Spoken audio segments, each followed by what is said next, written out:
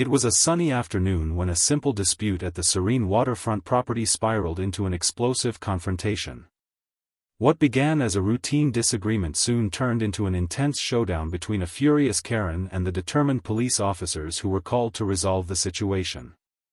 This was no ordinary altercation, this was a fight for control, respect, and power. And it was all unfolding in front of shocked bystanders who couldn't believe what they were witnessing. A woman who had always prided herself on getting what she wanted, no matter the cost, found herself in a battle that neither she nor the officers could back down from. What was at stake wasn't just a piece of land, it was the very sense of authority and defiance that could change everything.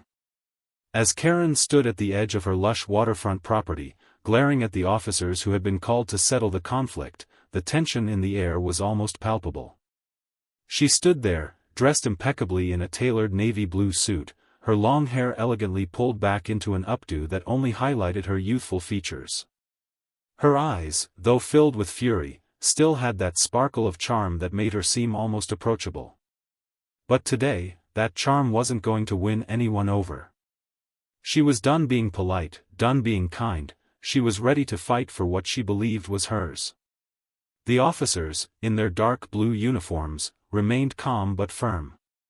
They had seen situations like this before. But this time, it was different. Karen wasn't backing down. Her voice, sharp and insistent, cut through the air, demanding answers, even though the officers were doing their best to explain the situation rationally. The crowd of onlookers, some familiar faces from the neighborhood and others just passing by, had stopped what they were doing to watch this unfolding drama. Phones were being held up, capturing every moment of the altercation. Some were amused, some were concerned, and some were simply there, waiting to see how it would all play out. As the argument continued, Karen's body language grew more aggressive. She was pointing, pacing, and throwing her hands up in the air, demanding the police leave her property. Her anger had reached a boiling point, but the officers maintained their composure. They couldn't afford to lose control. This wasn't just about property rights anymore. This was about maintaining order and making sure the situation didn't spiral further into chaos. But the more they tried to explain, the more Karen resisted. She was so convinced that the police were in the wrong that she could barely hear them, her voice overpowering theirs. With each passing minute, it became clear that this wasn't going to be an easy resolution. It was a battle of wills, and neither side was willing to give an inch. The officers knew they had to handle this carefully, any wrong move could escalate the situation further. As Karen's protests grew louder, one officer stepped forward, attempting to speak calmly and professionally, explaining the legal matters that had brought them to her doorstep. But Karen wasn't listening. Her mind was set, and she was ready for a fight. The crowd, once filled with curiosity, now stood on edge, sensing that the situation was getting out of hand. They had seen Karen act entitled before, but this was something different.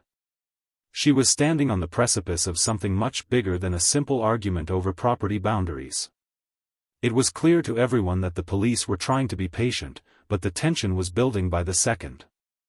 The water behind them, once calm and serene, now seemed to reflect the rising storm of emotions between the woman and the officers. What was supposed to be a quiet afternoon by the lake had turned into a spectacle. People murmured to each other, wondering what would happen next.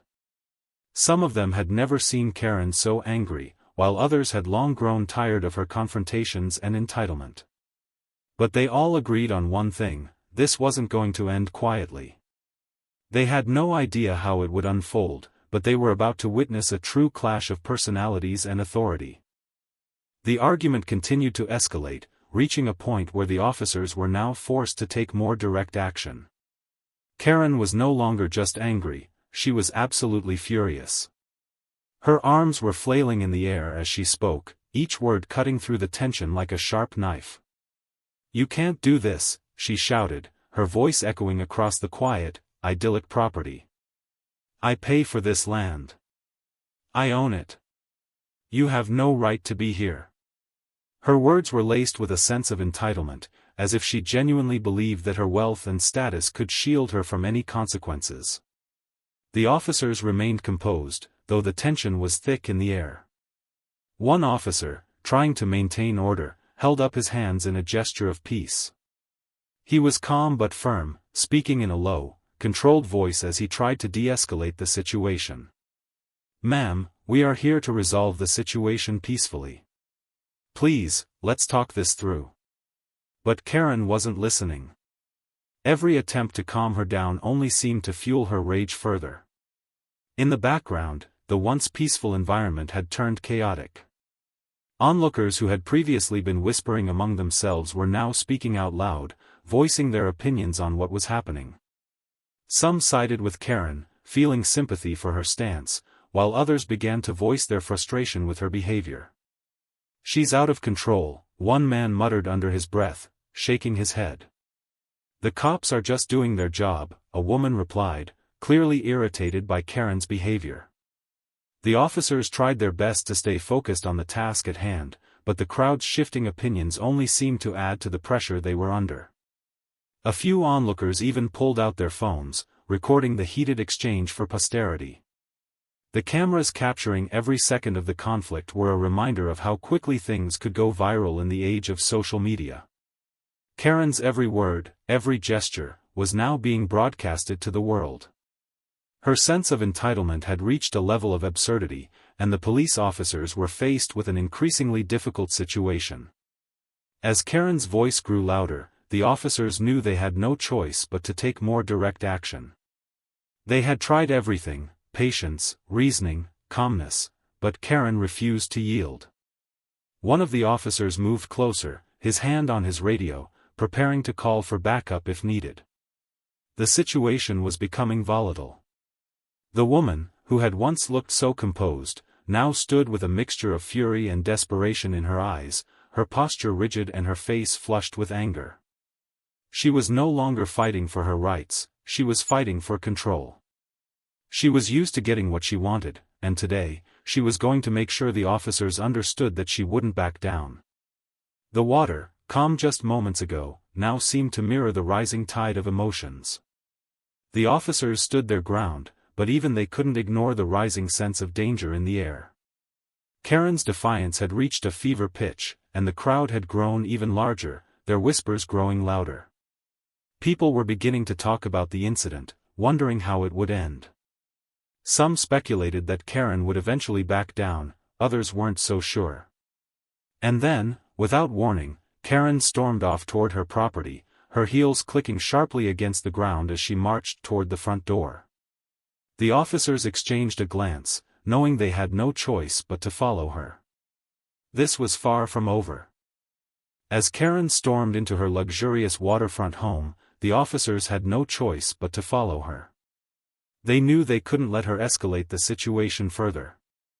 The tension between the woman and the police had reached its peak, and now, the final showdown was about to unfold. One of the officers, sensing the rising danger, turned to his partner and whispered, "We need to bring this to a close, now." The officers followed her, entering the house with caution. Karen had already reached her front door, slamming it open with a force that startled the officers. The sound echoed through the entire house as she entered, yelling something about how this was her property and no one could tell her what to do. But the officers weren't backing down either. They had one goal now: to end this confrontation without escalating it into something more dangerous. The police had the right to intervene, and they weren't going to let Karen's defiance lead to more chaos. With one officer standing at the front door, the other stepped inside, trying to speak calmly but firmly. "Ma'am, we're here to make sure this situation is handled properly. You can't keep refusing to cooperate." Karen's response was swift and forceful. "Get out of my house," she screamed, her voice trembling with rage. "You have no right to be here. You're trespassing." The tension in the air was suffocating. Outside, the crowd was growing more restless. People could see the police entering the home, and some were already predicting that things were about to get much worse. Phones were still rolling, capturing every second of the dramatic standoff. The lake, which had once been a symbol of peace and tranquility, now seemed like a distant memory. The conflict between Karen and the police had taken center stage, and it was only a matter of time before something had to give. But as the officers moved in, Karen, still refusing to back down, made one final desperate attempt to regain control. She shouted louder, demanding they leave her property, even as the officers moved in to arrest her. In that moment, it became clear, Karen was going to lose this fight. The officers, though calm, were firm and unyielding. They had to bring the situation to a close, and Karen's resistance was only making things worse. The struggle for control, the battle of wills, had finally reached its breaking point.